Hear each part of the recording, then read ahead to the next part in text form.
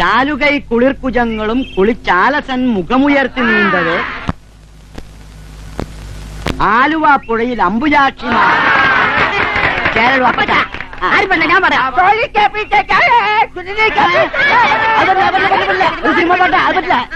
Friends, ഞങ്ങൾ ഇവിടെ ഏർപ്പെടുത്തിയ നിബന്ധനകൾ നിങ്ങളുടെ സുരക്ഷിതത്വത്തിനും നന്മയ്ക്കും വേണ്ടിയായിരുന്നു. എന്നാൽ അത് നിങ്ങളെ വിഷമിപ്പിച്ചെന്ന് മനസ്സിലാക്കാൻ ഞങ്ങൾ വൈകിപ്പോയി. അതിന്റെ പ്രതികരണമായിരുന്നല്ലോ ഇന്നലത്തെ പ്രകടനം. ഇത്തരം ഒരു അവസ്ഥയിൽ നിങ്ങൾക്ക് സന്തോഷകരമായ ഒരു കാര്യം പറയട്ടെ.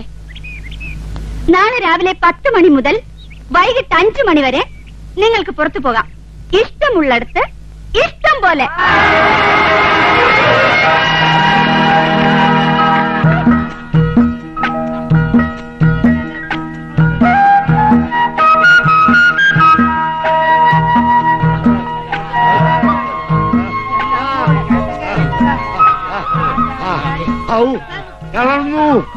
ഇന്നത്തെ ഒരു ദിവസം നമ്മൾ ശരിക്കും എൻജോയ് ചെയ്തു. ആഹാ, ഒരു കവിത പോലെയുണ്ട് ഈ സ്ഥലം. നമുക്ക് കുറച്ചു നേരം ആ തണലിൽ പോയിരിക്കാം. വരൂ.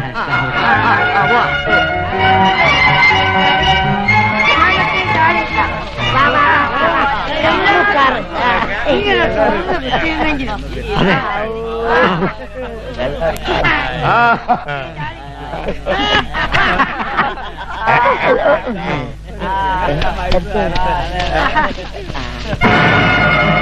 അയ്യോ, തോക്ക്!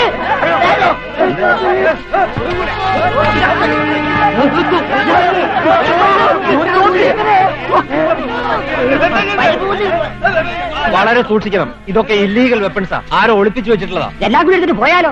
വേണ്ട, നമുക്കിത് പഴയ പോലെ മൂടി വെക്കാം. എന്നിട്ട് ഈ വിവരം പോലീസിനെ അറിയിക്കാം. എങ്കിൽ ഇത് ബാലുവിനോട് തന്നെ നമുക്ക് ആദ്യം പറയാം. അയാൾ അറിയാതെ നമുക്ക് ഒന്നും ചെയ്യണ്ട. അതാ നല്ലത്, അതാ നല്ലത്. തൽക്കാലം നിങ്ങൾ ആരും ഒന്നും കണ്ടില്ല, മനസ്സിലായോ? എന്ന് പറഞ്ഞാൽ എങ്ങനെയാ? ഇത്തരം കാര്യങ്ങൾ എത്രയും പെട്ടെന്ന് പോലീസിനെ അറിയിക്കണം. അത് അപകടമാണ്. പോലീസ് ഇടപെട്ട സംഗതി കുഴപ്പമാകത്തേ ഉള്ളൂ. നമ്മളെ നാട്ടില് ഇത്രയും പ്രശ്നങ്ങൾ നടക്കുമ്പോൾ ഇങ്ങനെയൊരു സംഗതി എന്തായാലും പോലീസിന് കാണിച്ചു കൊടുക്കണം. നോക്കൂ, നിങ്ങൾക്കൊക്കെ എന്നേക്കാൾ പ്രായവും പക്വതയും ഒക്കെ ഉണ്ട്. എന്നാൽ എനിക്ക് തോന്നുന്ന ഒരു കാര്യം പറഞ്ഞോട്ടെ. എന്താ അത്? നമ്മളിപ്പോ പോലീസിൽ കംപ്ലൈന്റ് ഇരുന്ന് വെക്കാം. അവർ ആക്ഷൻ എടുക്കും. ഈ ആയുധങ്ങൾ ആരുടേതാണെന്ന് ആർക്കറിയാം?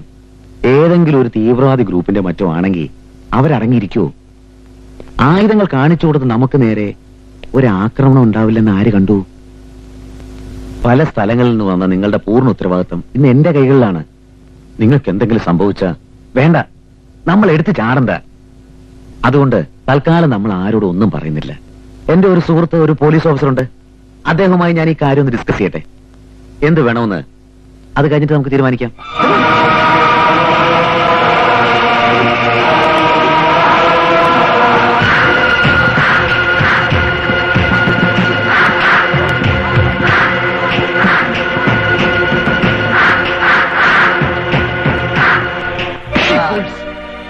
ഉത്തരവാദിത്തമില്ലാത്ത നായ്ക്കൾ. മറ്റുള്ളവർ കാണുന്നത് വലിച്ചെറിയാനല്ല ആയുധങ്ങൾ നിന്നെ ഏൽപ്പിച്ചത്. ഒളിപ്പിച്ചു വെച്ചിരുന്നതാ. അതെ, പിന്നെ എങ്ങനെ അവരത് കണ്ടു? അത് നമ്മൾ കൊണ്ടുവന്ന അതേ കിഴവന്മാർ. നിന്നെയാണ് ഞാനത് ഏൽപ്പിച്ചത്. നീ അതിന് മറുപടി പറഞ്ഞേ പറ്റൂ.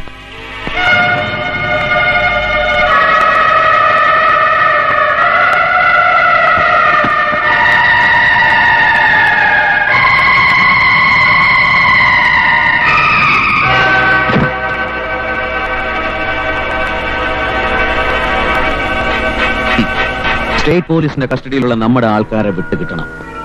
അതാണ് നമ്മുടെ ലക്ഷ്യം. അതിനുവേണ്ടിയാണ് കേരളത്തിലെ പല പ്രമുഖന്മാരെയും ലൗലാൻഡിന്റെ മറവിൽ നമ്മളോട് കൊണ്ടുവന്നത്. അവരെ ആയുധങ്ങൾ കണ്ടറിഞ്ഞ സ്ഥിതിക്ക് എത്രയും വേഗം നമ്മൾ ദൗത്യത്തിലേക്ക് നീങ്ങണം.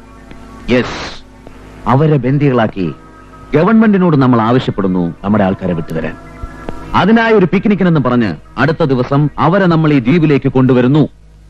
ബഹുമാനപ്പെട്ട ആഭ്യന്തരമന്ത്രിക്ക് എന്റെ കൂടെ പഠിച്ച സുഹൃത്തെ, 2 ചോട്ട കള്ളന്മാര് കാരണം പെൻഷൻ തരാതെ പോലീസിൽ നിന്നും നാളെ എന്നെ പിരിച്ചുവിടുകയാണ്. ഇതുമൂലമുണ്ടായ നാണക്കേടും മാനഹാനിയും സഹിക്കാൻ വയ്യാത്തത് കൊണ്ട് ഞാൻ ആത്മഹത്യ ചെയ്യുകയാണ്. എന്റെ മരണത്തിന് പ്രസ്തുത 2 പ്രതികളും നിങ്ങളുമാണ് ഉത്തരവാദികൾ. ലോകത്തെ വെറുക്കുന്ന ഒരു പാവം പോലീസുകാരൻ, ഉച്ചക്കഞ്ഞി രുദ്രംപിള്ള ഒപ്പ്. വീട്ടിൽ പോയി കഞ്ഞി കുടിച്ചിട്ട് ചത്താ കൊള്ളാവുന്നുണ്ടായിരുന്നു. സാരമല്ലേ, ഇത് കഴിഞ്ഞിട്ട് കുടിക്കാം. ദൈവം.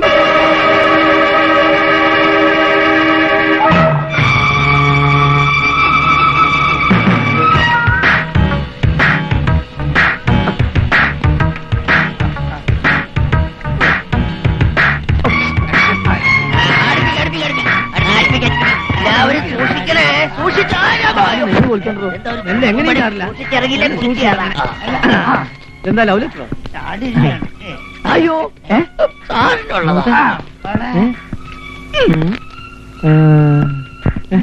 ചതിച്ചല്ലോ. എന്റെ കൂടെ പഠിച്ച ഉച്ചക്കഞ്ഞി രുദ്രംപിള്ള മുങ്ങിച്ചത്ത രുദ്രംപിള്ള ആയല്ലോ മറച്ചോനെ.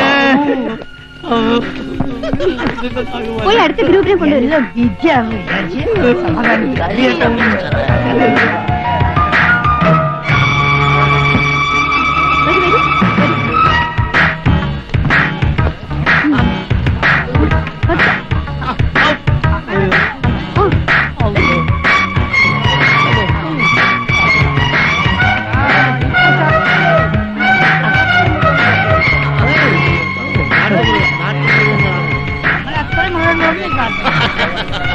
ഇവരിതെങ്ങോട്ടാ?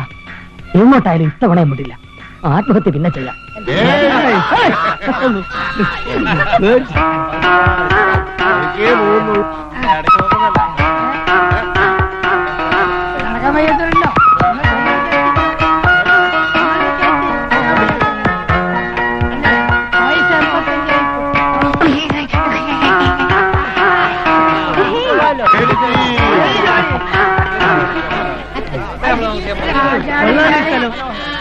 ആ ഫ്രണ്ട്സ്, ഇവിടെയാണ് ഇന്നത്തെ ദിവസം നമ്മൾ ചെലവഴിക്കാൻ പോകുന്നത്. മേഡം ഇതിന് മുമ്പ് ഇവിടെ വന്നിട്ടുണ്ടോ? ഓ, ഇന്നലെ നിങ്ങൾ ഇവിടെ കൊണ്ടുവരാൻ വഴി പഠിക്കണ്ടേ? മാനേജ്മെന്റ് പറഞ്ഞ കാരണം ഞങ്ങൾ ചിലർ ഇവിടെ വന്നു. ഭക്ഷണമൊക്കെ എങ്ങനെയാ?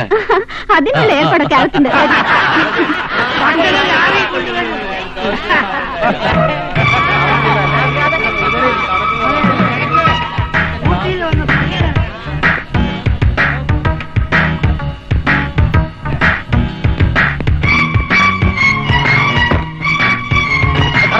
ഞാനും ഉണ്ട്.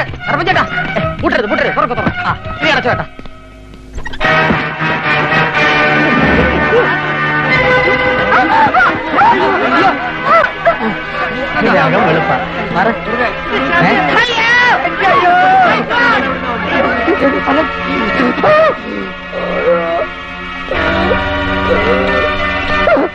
എന്റെ ദൈവമേ,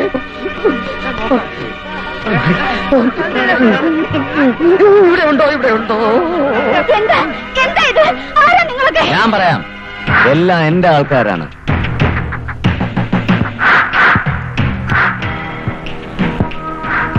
അതെ, ലവ് ലാൻഡിന്റെ ഉടമസ്ഥൻ അനാഥനായ ബാലു. അയാളെ നിങ്ങൾ കണ്ടിട്ടുള്ളൂ.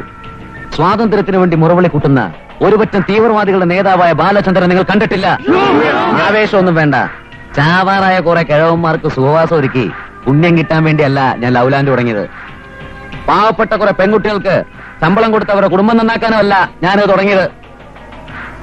ഞങ്ങളുടെ കുറെ സഹോദരന്മാർ സർക്കാർ ജയിലിലുണ്ട്. നിങ്ങളെ വെച്ച് വേണം എനിക്കവരെ മോചിപ്പിക്കാൻ. ഞാൻ ആഭ്യന്തരമന്ത്രിയാണ്. നിങ്ങളാണ് എന്റെ ഏറ്റവും വലിയ ഇര. ഇത് വഞ്ചനയാണ്. വഞ്ചന? അതെ, ശരി. വർഷങ്ങളായി ഞങ്ങളുടെ ആൾക്കാരോട് നിങ്ങളുടെ സർക്കാർ കാട്ടുന്ന വഞ്ചന ഒരുത്തനെ ഞങ്ങൾ വെറുതെ വിടില്ല.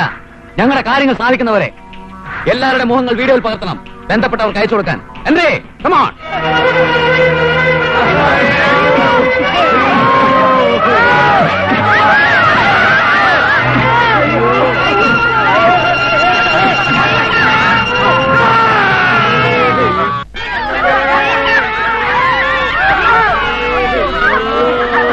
Stupid.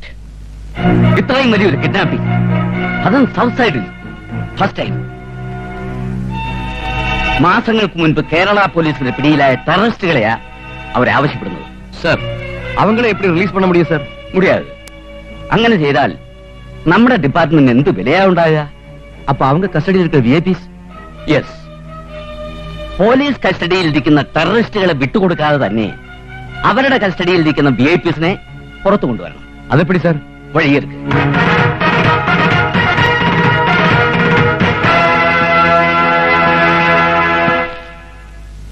മിസ്റ്റർ വിജയകൃഷ്ണൻ, ഇത്തരം സിറ്റുവേഷൻ നേരിടാൻ സ്പെഷ്യൽ ട്രെയിനിങ് ലഭിച്ച ഓഫീസർ എന്ന നിലയ്ക്ക് താങ്കളുടെ അഭിപ്രായമാണ് എനിക്കറിയേണ്ടത്.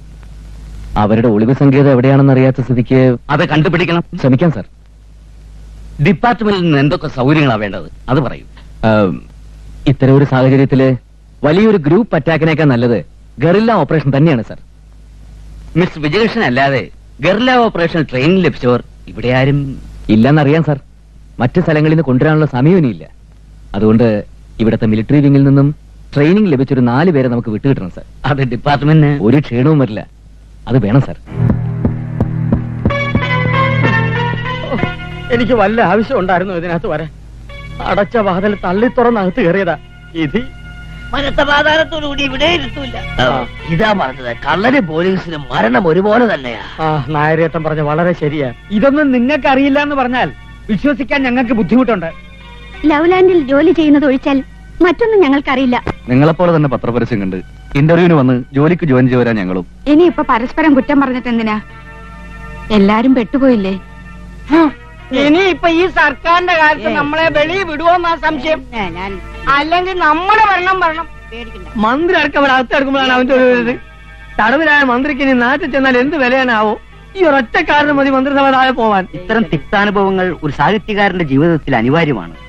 കഷ്ടതകൾ അനുഭവിച്ചാലേ നവനവങ്ങളായ സൃഷ്ടികൾക്ക് ജന്മം നൽകാനാവൂ. അതെ, ഇവിടുന്ന് ജീവനോടെ പുറത്തിറങ്ങിയിട്ടല്ലേ തന്റെ നവനവ ഉണ്ടാക്കാൻ പറ്റത്തുള്ളൂ. എന്താ സുഖം തന്നല്ലേ? ഞങ്ങൾ എന്ത് തെറ്റാ ചെയ്തത്? ആരും തെറ്റ് ചെയ്യുന്നില്ല, എല്ലാവരും ശരിയാ ചെയ്യുന്നത്. ഈ ഞാനും.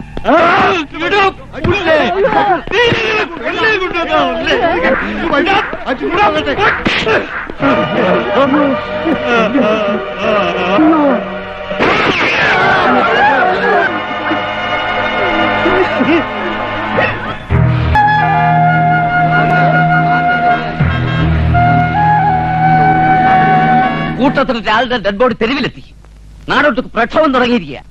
സ്ഥലം അറിയാതെ നമുക്ക് എന്ത് ചെയ്യാൻ പറ്റും സാർ? എന്തെങ്കിലും വിവരം കിട്ടുമെന്നുള്ള ശുഭാപ്തി വിശ്വാസത്തിൽ തന്നെയാണ് ഞാനിപ്പോഴും.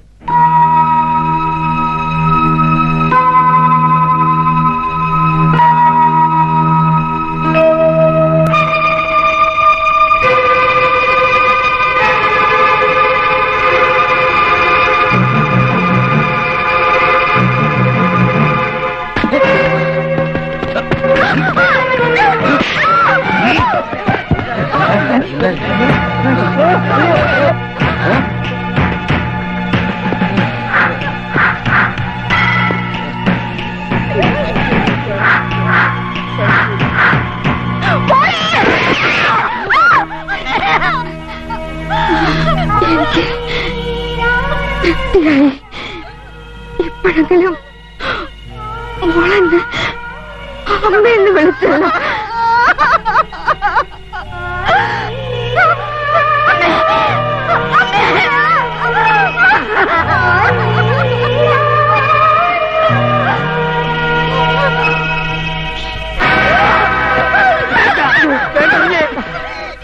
അരുത് കുഞ്ഞെ, കുഞ്ഞെ അരുത്, പ്ലീസ് കുഞ്ഞെ, അരുത്.